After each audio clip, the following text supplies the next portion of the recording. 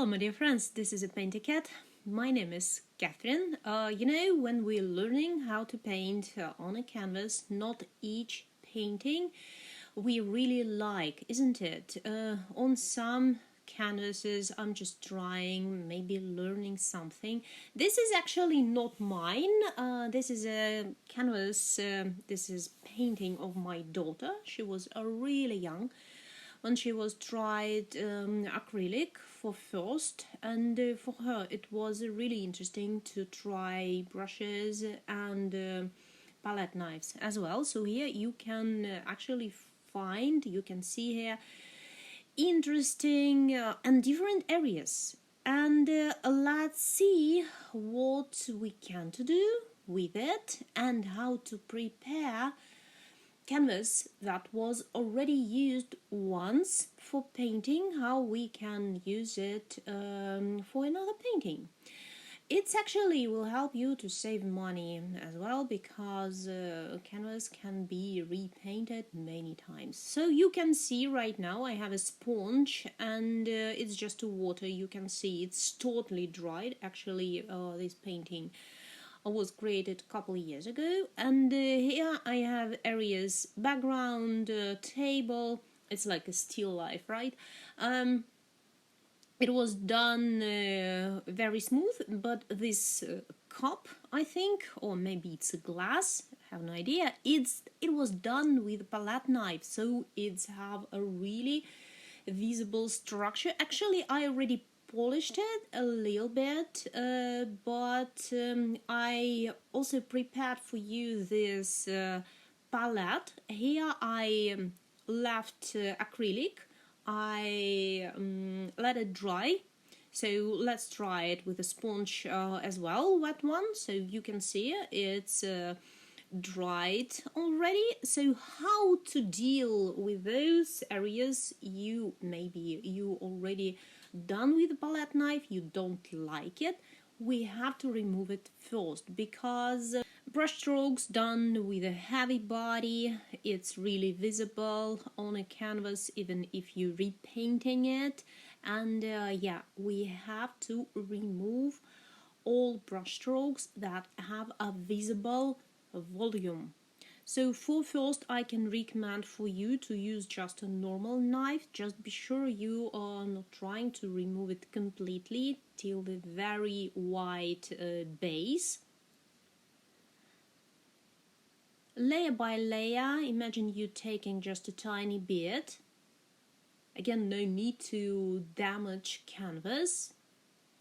So you can see I'm really removing just a little bit, only those that can be removed easy enough. And also with a knife I'm removing just those brush strokes that have the most volume. The next step, it's a sandpaper, and I have different numbers of it. This is number 80, it's a kind of rough one, and this is 150, it's gonna be a more smooth one. And I'm starting usually with rough, and with it, it's nice to remove some other brush strokes that can be still feel by your fingers. You can touch it, you can try if the surface is smooth or not,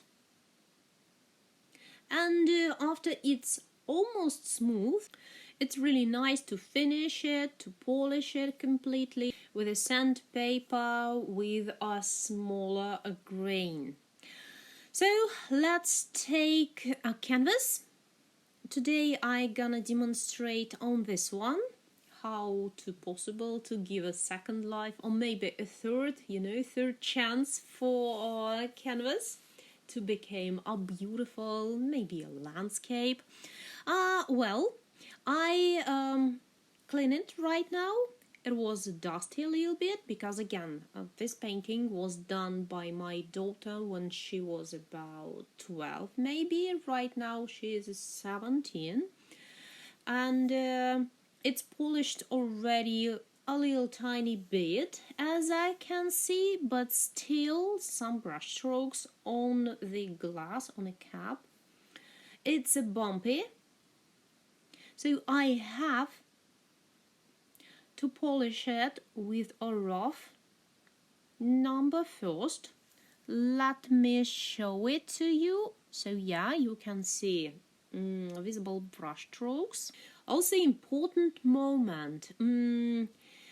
Here, background, you can see it. It's done. It was painted with a really thin layer of acrylic. So those grain, those texture of the canvas still visible, but vase, it's already covered with a huge amount of acrylic, and even if I will polish it really fine, it will look different compared to background area, because here on a vase, if I will polish it really good, it's gonna look more smooth than a background area, because here on a vase canvas structure gonna be not visible anymore. So when you planning the painting you're gonna paint on top of your previous one, you have to count this moment also.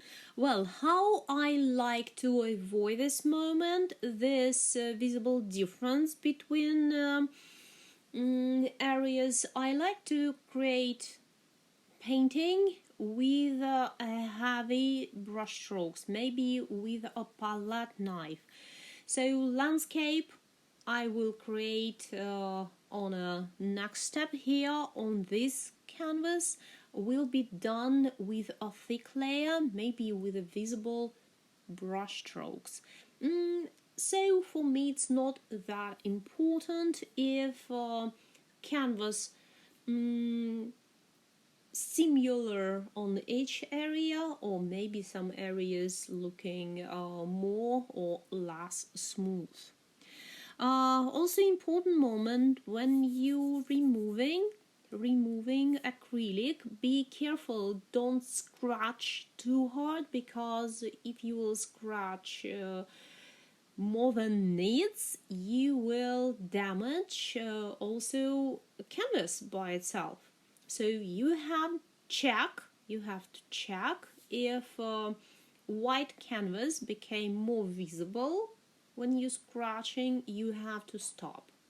So you can see I'm scratching background area just a little bit till structure of the fabric of the canvas starting to be visible, and at this moment I have to stop already. This round shape, maybe it's a fruit or something, I have to scratch a little bit more intense because a layer here more heavy.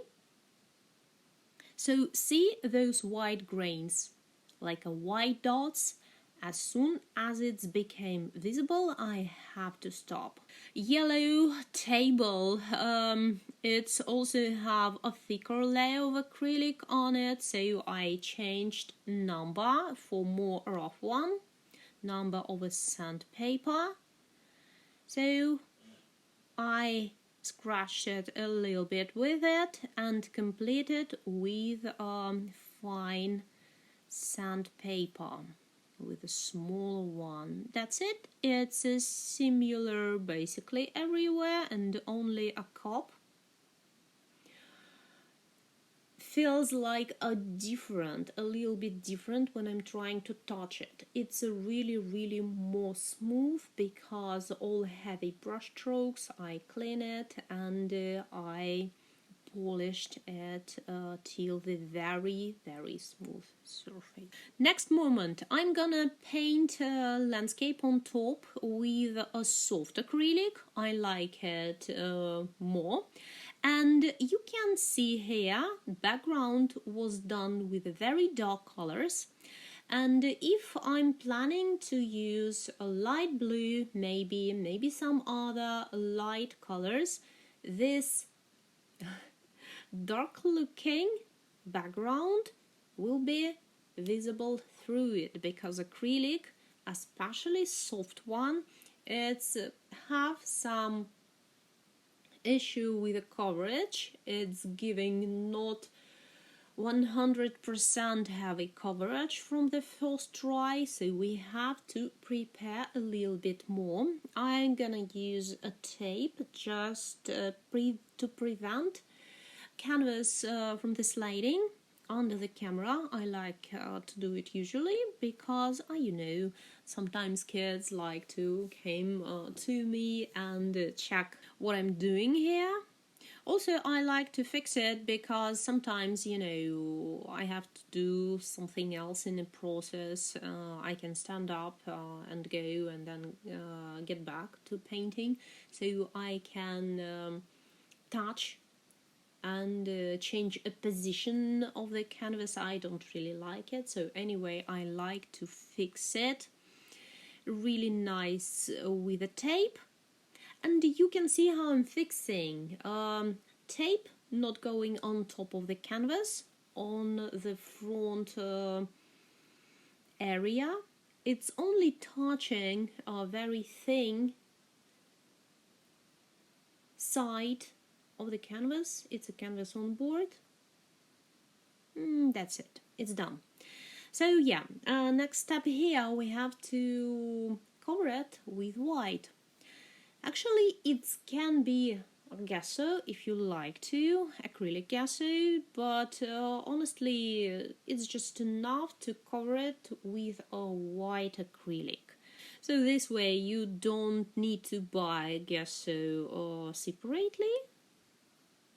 Honestly, I have not that many canvases that can be repainted because most of them I already used. And also, what I can tell you about white acrylic. When you're painting in the process, sometimes you can find out that not all acrylic you like the same. Some brands you will prefer more and some brands you will like less. So those ones you like less, you can take a white. There it can be not that good coverage. It can be you know, maybe undertone in white acrylic you don't like. I had situations like this, like you're opening white but it's looking really grayish at some point. So all those acrylic can be used for this layer, and I'm just covering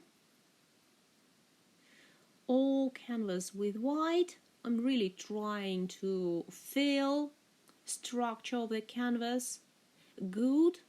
If acrylic is too thick, you know, you can add a little bit of water. And if you're using cheap acrylic, usually it have not that good coverage, and you may need maybe 3 or even 4 layers to cover everything you painted before. It really depends on the colors you have under this white. As for me today, I have a really dark colors there, so I definitely will need at least 2 layers. Even if acrylic I'm using right now, you know, it's kind of good. I like coverage.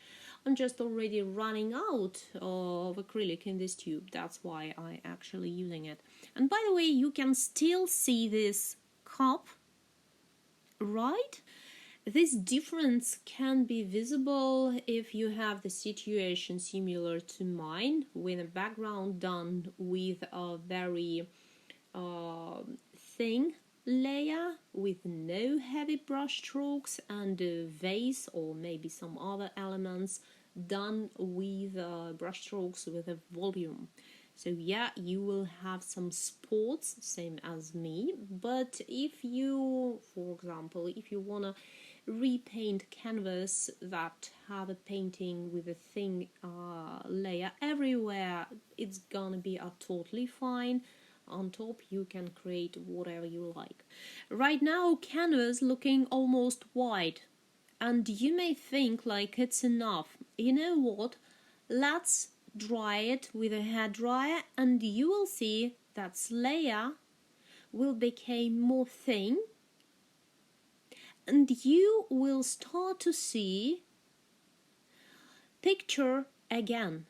See those elements, like something like a shape of the vase still visible, those round shape of the future fruit my daughter planted, it's became visible again. Also some spots, yellow and red on a vase.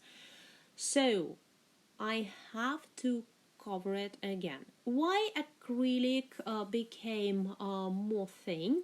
It's actually a natural process, because some water that contains in acrylic paint, it's drying, it's went to the air, and layer of acrylic became more thin. So yeah, it's not covering really good. It can be transparent a little bit. Second layer, let me use more acrylic and let me spread it really everywhere. I'm trying to fill all the structure, see? I don't like an idea to use lots of the water. Of course, acrylic spreading better, but same time when it will dry, it will become more transparent again. Also, when you want to repaint something on top, you know, to save some money because you're using canvas you already have, you also need to count price of acrylic you're using, because today this canvas really small, so amount of acrylic I'm using for these extra layers, not that much. But if we're talking about huge canvases and about repainting them, white acrylic that needs to cover, to prepare canvas for future work, volume gonna be bigger. You will need more and more, so you have to count how much it's gonna cost. Sometimes it can be cheaper just to get a new canvas. Also, it's about how much it was for acrylic. I told you I recommend to use cheap acrylic. It can be China one, it can be brands you don't like, you're not gonna use again. And also, instead of white, you can use underpainting layer that giving you those color that you gonna use later for your painting. By the way, I demonstrated one of the tutorial on my channel. It was a candles on a black canvas. So of course, if you're planning something like that, instead of white, you have to use black color or maybe other color that will help you in next painting you planning for this canvas. This layer right now really heavy, isn't it? Really thick one, so you may think like even a vase, those cup covered completely, and it's not that big difference between area with a cup and a background. But let's try and let's see how it's gonna turn. This layer thicker, so I needed a longer time to dry it. And let me switch on the side light, not the top one. So I wanna demonstrate you difference between area with a cup. You can see it's still bumpy a little bit, so you can understand where it was painted. And imagine I will create like a portrait, for example, on top, something like that. Those bumpy areas will definitely affect those painting I will create on top. So please plan it smart. As for me, I gonna create a landscape with a heavy brush strokes, and this area gonna be not visible. real-time tutorial for this landscape going for 1 hour and 20 minutes. It's available on a Patreon, link in the description box. Thumbs up if you like how it's turned. Please subscribe my channel. Don't miss new tips and future tutorials. I wish you all the best and catch you later. Bye bye.